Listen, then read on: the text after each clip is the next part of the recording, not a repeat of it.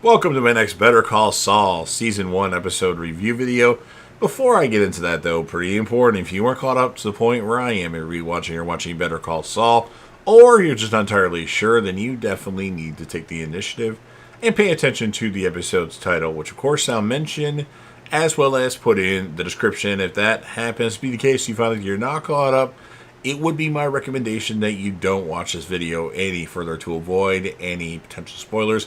And for all of you out there that are wondering, I have seen Better Call Saul all the way through at least one time. In fact, I did episode review videos of Season 6 of Better Call Saul when the show was airing. About 3 episodes into the season, I started doing, I got caught up to the point that they were on, because I binged all of it right as Season 6 was starting. So if you want to see those videos and jump ahead a bit, you can click right here with about 20 seconds left to go in the video. That's the end screen. That's where you'll be able to see my Better Call Saul Season 6 episode review videos. But obviously, I'm going to do all the review videos now.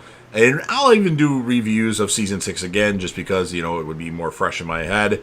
And, maybe my opinion will change. I thought Season 6 was really good. But with all that said, join me on the journey and let's discuss this awesome and amazing show. I'll be very interested to see where this ranks on my all-time favorite TV shows of all time list. I'm guessing it's top 10, maybe even 6. But with all that said, this will be Better Call Saul, Season 1, Episode 9. The title of this episode is called Pimento. And this will be my review reaction recap after just finishing watching the episode. So shortly after Chuck surprised both Jimmy and himself by leaving his house unattended, the brothers sit quietly on a nearby park bench. And Chuck tries to relax and enjoy the sunshine, but he's kind of glancing nervously at the electrical transformer overhead, and Jimmy redirects Chuck's attention to the grass, successfully encouraging him to take off his shoes. Finally, reaching his limit, Chuck tells Jimmy that he's ready to go inside and get back to work building their case against the Sandpiper crossing people, and Swikehart and all that. He rises and walks back into the house with Jimmy, of course, by his side.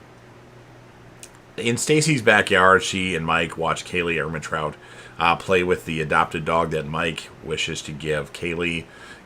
Stacy struggles with the idea of taking on a pet, but Mike assures her that the dog is healthy and it's a good dog. And Stacy agrees to let Kaylee keep the dog. Their conversation is interrupted when Mike receives a phone call. He steps away to answer the call and accepts a job opportunity. Stacy does not question and doesn't ask any questions. Swikehart seeks a restraining order against Jimmy on the grounds that his loud and flamboyant behavior disturbs the routine of the Sandpiper residence. The judge doesn't buy it and rules in Jimmy's favor. Jimmy rides high on this victory all the way to Chuck's house, but finds that Swikehart has sent over boxes and boxes of documents, trying to drown the McGill brothers in paperwork and legal softballs. Chuck tells Jimmy that the Sandpiper case is becoming too big for them to handle alone and insists that they partner with HHM. Jimmy, of course, doesn't like that and argues against it, but Chuck eventually convinces him that it's the only way to win the case. And then that night, Jimmy crashes on Chuck's couch. Chuck sneaks past his sleeping brother to retrieve a pencil and an oven mitt wrapped in his space blanket. Chuck goes outside and takes Jimmy's cell phone from the mailbox.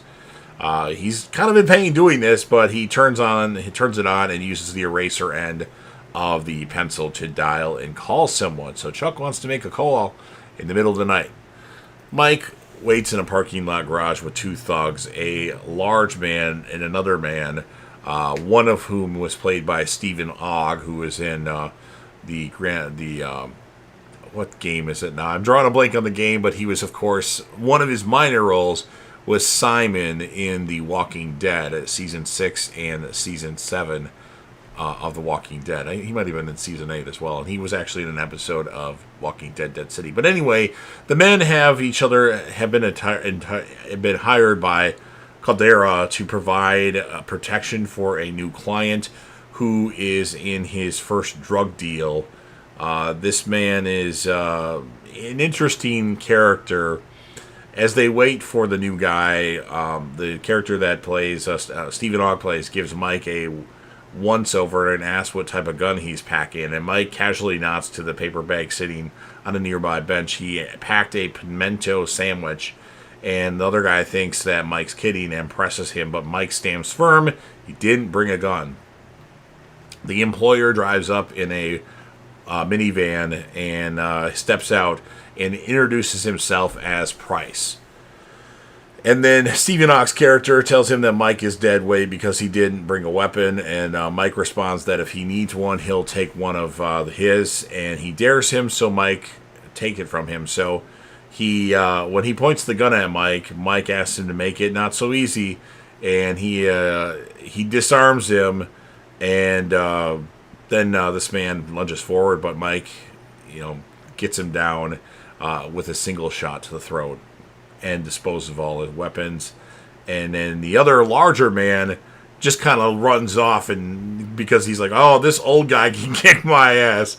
And then Mike dumps all the guns that were on Stephen Ock's character into a nearby trash can. He picks up his sandwich and heads to the minivan. Price agrees to pay him in full for the fee that he was going to pay each man separately. He's just going to give him all the money, and they drive off to the meet. And then Jimmy and Chuck prepare for their meeting at HHM. Chuck is apprehensive, but Jimmy reassures him and helps Chuck to the car and retrieves his electronics from the mailbox, confused to find that his phone is now dead. And then at HHM, Howard arranges for everything electric to be deactivated in preparation for Chuck's arrival. The firm's employees gather in the lobby and shower Chuck with applause when he enters with Jimmy. And then a cheerful Howard embraces Chuck and guides him upstairs, leaving Jimmy behind to balance a tall stack of files, which Kim comes over to help him carry. She carries one box, then Jimmy carries one box. And then in the conference room, Chuck and Jimmy bring Howard and his associates up to speed with the sandpaper case. Howard guarantees Jimmy 20% of the common fund share of the final settlement, as well as a immediate fee of $20,000 for the referral. Everything is going well until Jimmy implies that he'll be joining HHM as an attorney. Clearing the room, Howard tries to break the news gently to Jimmy. HHM wants the case, but the partners aren't interested in hiring Jimmy. He's not happy about that. He's kind of hurt by it, and he lashes out at Howard, and he kiboshes the deal. Kim visits Howard in his office, demanding to know why he refused to hire Jimmy, and Howard coldly reminds her that she's speaking out of turn, and this was a decision made by the partners. Shaken, she turns and begins to head out, and then Howard reconsiders and stops her, not wanting the rest of the firm to hear he's about to tell her. He instructs her to close the door. And then at an abandoned power plant, a nervous Price, who's a very interesting individual, and we'll see more of him as the next season and so go forward. But he debates the best way to conduct the drug deal. Mike offers some advice, and the buyers actually, Ignacio Varga, obviously Nacho, arrives along with two of his henchmen, and the deal goes smoothly until it turns out that Nacho's payment is $20 short, and Mike demands that Price receive full payment in full or the deal's off, and Nacho is offered, or he's actually offended by the idea that he stiffed Price on purpose. Can't believe that Mike would blow up the deal over such a small amount of money, and Mike replies that he is quite happy to believe it was an honest mistake, but insists that Nacho honor the deal, and Nacho holds up a $20 bill and drops it to make Price catch it in a breeze. And then after that, Mike tells Price that he wasn't worried about the deal because he'd done a fair amount of research before showing up for the job. He knew exactly who Nacho was, and most importantly, he knew that Nacho was doing this deal without Tuco Salamaca's knowledge, so he was incentivized to make sure that the deal went as smoothly as possible. If you're going to be a criminal, do your homework, Mike says to Price. And then Price says he's not a bad guy, and Mike clarifies being a criminal doesn't mean you're a bad guy. No matter which side of the law you're on, if you make a deal, you need to keep your word. And then that night, Kim visits Jimmy at the nail salon and argues to take him, or he urges him to take Howard's deal. Livid, he accuses her of being bought off by Howard. Near tears, Kim reiterates that taking the deal is the best thing for Jimmy, but leaves without going into more detail. Bothered by their exchange, Jimmy retreats to his office and finally plugs his dead cell phone into the wall. As it begins to recharge, Jimmy thinks about something about the phone's dead battery has gotten under his skin. Like, why is my phone dead?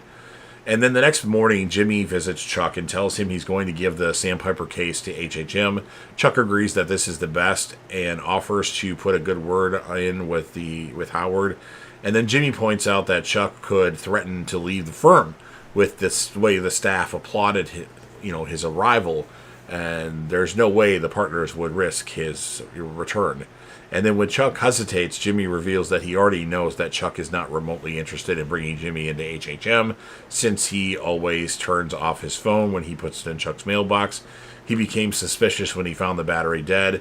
A call to the cell phone company revealed that a deleted call to Howard Hamlin 2 nights prior, while Jimmy was asleep on the couch. Only Chuck could have made that call. Jimmy accuses Chuck of telling Howard not to let him work on the case and not to hire him after he passed the bar years prior. He demands to know why. Chuck has been working against him. And then Chuck angrily replies that Jimmy is not a real lawyer, having taken shortcuts like online courses and diploma mills to start his legal career, American Samoa. While Chuck himself has worked hard his whole life, he believes that his brother hasn't changed from his slip-in Jimmy days, and that Jimmy poses a danger if he practices law.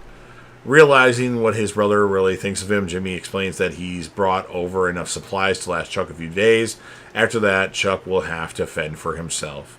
And then, feeling very down about this, Jimmy walks out of the house without turning back, and that's what ends this episode of Better Call Saul. So pretty good stuff here. I'm going to give it an 8.3 out of 10. And then, as many of you know, Jimmy is the character of every episode.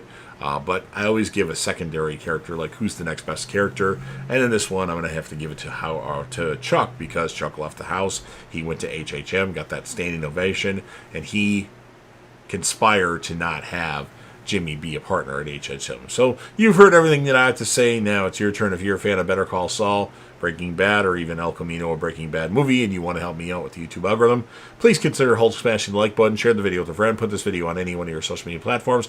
Don't forget to sound off in the comment section what your thoughts are on this episode of Better Call Saul. What would you rate the episode, and whom besides Jimmy would be your character of the episode? Remember to click right here for my Better Call Saul Season 6 episode review videos if you want to jump ahead a bit. And then last but certainly not least, don't forget to hit that sub button. You're watching the video anyway. Join the team, show your damn support, and be a part of something special, and you never know what you're going to see on JDF TV.